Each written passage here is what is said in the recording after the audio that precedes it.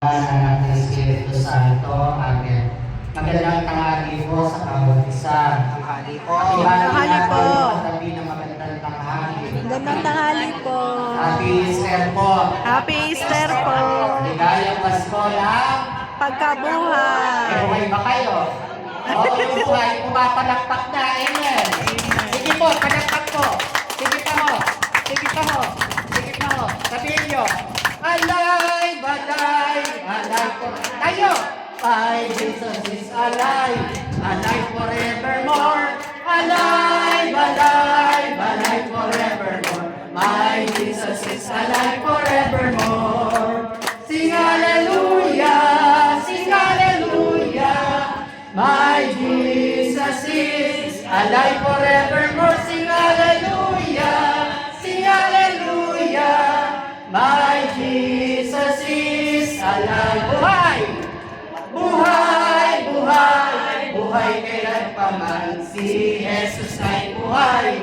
Buhay kailanpaman. Buhay, buhay, buhay kailanpaman. Si Jesus ay buhay kailanpaman. Awitin, awitin natin ang hallelujah.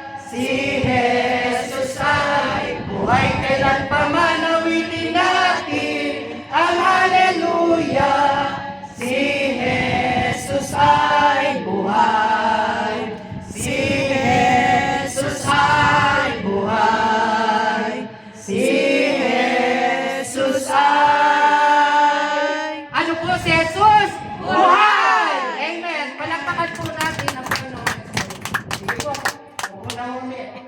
Ayan. Amen! Amen. God is good. All the time. All the time. God is good. Don't worry. Be happy. Be happy. Don't worry. Oo, diba? Oo, kasi may Diyos tayo na buhay. Amen. Amen. Sa isa pong labanan, nakapanood na po ba kayo nung pong boxing? Boxing po. Hindi pa kayo nakapanood ng boxing? Commercial. Boxing, ano?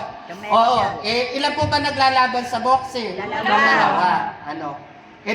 Sa isa pong labanan na natali, suntukan na suntukan, ano? Suntukan na suntukan. Ngayon yung isang ano, sabihin na natin Pilipino at China ang naglalaban, Chino. Bugbog na po yung Pilipino, ano? Bugbog na. Ngayon itong Chino nagsasaya na po. Kasi ang sabi niya, siya ay panalo na. Ano? Ngayon nung nabuntan po yung Pilipino, di ba yan binibilangan ng referee, ano?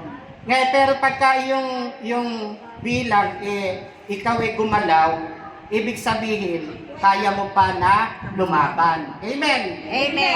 Ngayon binibilangan nung referee, ano? Ito naman Chino, ay, saya-saya na. Akala niya siya na panalo.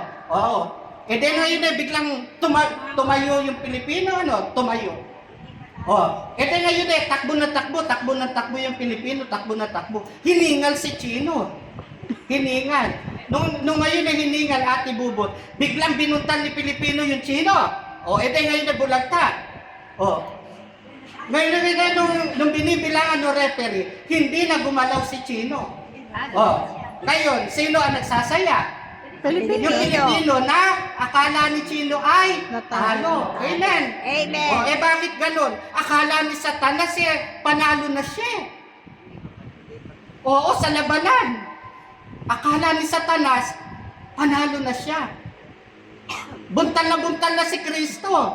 Hinambalos na nga Ipinako na nga sa krus Pinutungan na nga na korona ng tinik Kaya ito si Satanas, akala niya panalo na siya. Eto na ngayon ay 3 araw. Tinignan ng mga alagad yung bibingan, kamene. Nakagulong yung bato bakit? He is risen. He is alive. Amen. Amen. Muling nabuhay. Kaya ano nangyari? Si Satanas ay talo. Amen. Amen. Kaya lahat tayo ay panalo. Bakit? Sapagkat inialay ng Kristo ang kanyang buhay para sa bawat isa sa atin. Amen. Amen. Palakpakan nga po natin ang Panginoon. Ate Bubot, sabi ko, inialay ng Kristo ang kanyang buhay para sa atin.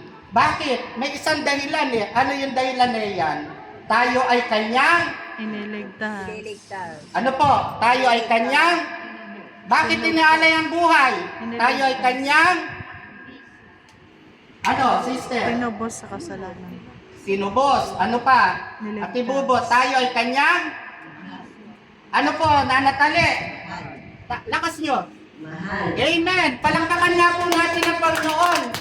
Iyan lang ang dahilan bakit inialay ang buhay. Sapagkat ang Kristo ay mahal tayo. Amen. Amen. Mahal tayo. Sabi nga ng Bible, sino man na nagmamahal, handang ialay ang kanyang buhay. Amen. Amen. O ngayon, ano ibig ko sabihin? Naramdaman na natin, natamo na natin, Sister Carol, yung pag-aalay ng Panginoong Yesus ng kanyang buhay sa krus ng Kalbaryo, ang dahilan, sabi nga ng Nanatali, dahil ikaw, Sister Carol, ay kanyang minamahal. Amen. Amen. Ngayon ang tanong, kung si Kristo ay nag-alay ng kanyang buhay upang tayo ay kanyang mahalin, ang tanong, ano naman ang gagawain ko na kanyang pinag-alayan ng buhay? Amen. Amen. O, doon sa akin binasa, ano sabi?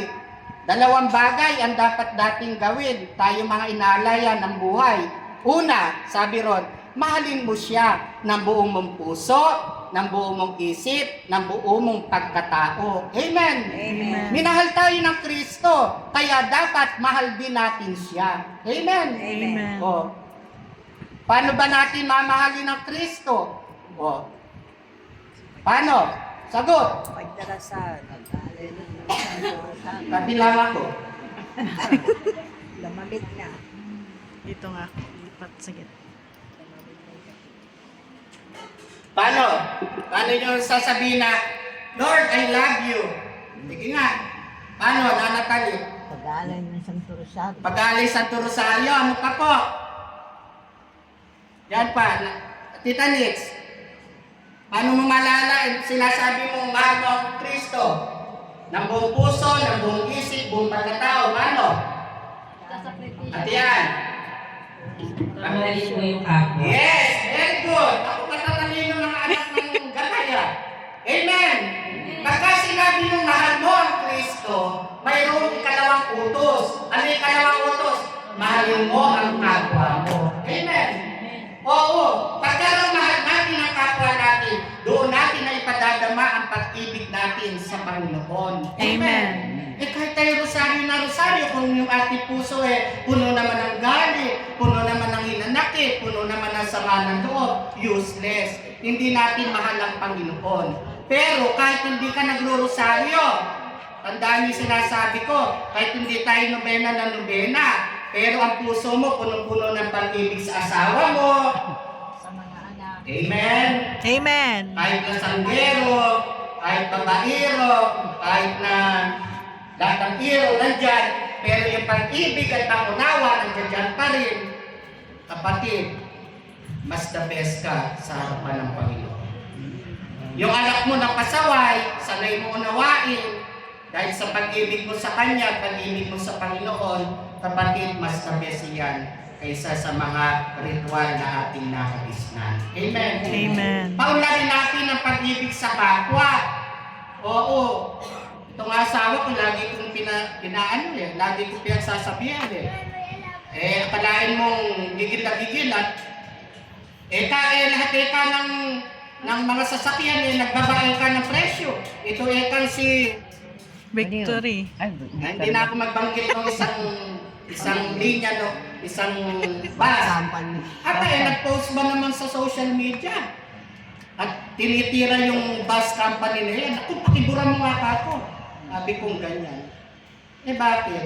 Alam mo kasi, itong mga araw nito, sana yung 4 na buong araw, nakapagnilay tayo. Pero ang kabuuan ng pagninilay, hindi lang yung pag-ibig sa Diyos. Sana nandun din tayo sa pagninilay, mamahalin ko ang kapwa ko. Lalo dikit ang kaaway ko. Amen. Naku, sana nga. Amen. Tulungan mo po kami gabay. Ibasbas mo po sa amin ang banal mong Espiritu. Amen. Amen. Oo, kasi may himala, Ate Bubot. Yung bato, yung bato. Nakakita ba kayo ng bato? Bato po, bato. Bato. Ilagay niyo po atin sa gripo na may maliit lang na patak. Mga 1 linggo yun makita mo yung napakabuong bato, Ate Meli. Unti-unting may butas. Ano ibig sabihin? Bawat patak, lumalampot. Ano ibig ko sabihin? Bawat pangunawa, ang pusong matigas, lalambot din. Amen. Amen. Ako hindi ako nagtuturo yung dumalo lang kayo, mamaya batiin nyo yung kapitbahay nyo o kaya hindi po. Baka mamaya magkunwari lang Antayin natin yung bawat saglit na tayo ay tuturuan ng Panginoon at ito na yung takda para tayo ay magbatihan. Amen. Basta ang akin na tinuturo, libawa galit ka sa asawa mo, isama mo sa prayer. Gusto ko po siyang patawarin, Panginoon, pero ang puso ko po andun pa rin yung matigas Antayin ko po, Panginoon, yung oras mo na ako po talagang totohanan po yung pagpapatawad na gagawin ko.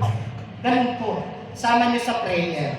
Pero yung sasabihin ng pastor, ngayon din magpatawad ka, ngayon din magmahal ka. Sige na nga po. Kasi sinabi ni pastor. Pero yung puso mo, nakita ng Panginoon, Hindi. Amen. Amen. Kaya ako nagtuturo doon sa takda ng Panginoon, antayin natin. Pero, lagi mong hihilingin sa Panginoon, matuto po ako magmahal. Higit sa lahat, magpatawad sa mga kaaway ko. Amen. Amen. Mahal ka ng Diyos, kaya hinihiling ng Panginoon, mahalin mo rin siya. Paano mo siya mamahalin? Mahalin natin ang kapwa natin. Amen. Ang tanong na Kuya Henry, mahal niyo ba Kuya Henry? Apo. Kung mahal niyo si Kuya Henry, patunayan niyo, this coming May 18, dadalo kayo sa gawain ni Gabay. Amen. Lalo yung mga taga-Talabahan na, mula doon sa bisita, sana hanggang dito doon na lang sa kanto ni Leia. Kaya ba yun? Nana Liz. Palabasin mo yung mga kapitbahay Oo. Yun naman Candy, isa-isa magkakasya yan. Yun po mga dadalo, hindi ko na po kayo aatasan. Kung ano na lang yung paloob ninyo. Kasi sabi ng Panginoon, kung kayo dadalo sa akin, kailangan may alay. Bahala kayo kung candy, kung itlog, kung chichirya, kung sobre para kay Father. It's up to you, my dear. Pero ang mahalaga, May 18 at 1 o'clock in the afternoon, magkita-kita tayo sa bisita ng Malabire ng Milagrosa Medalla dito lang sa lugar nyo.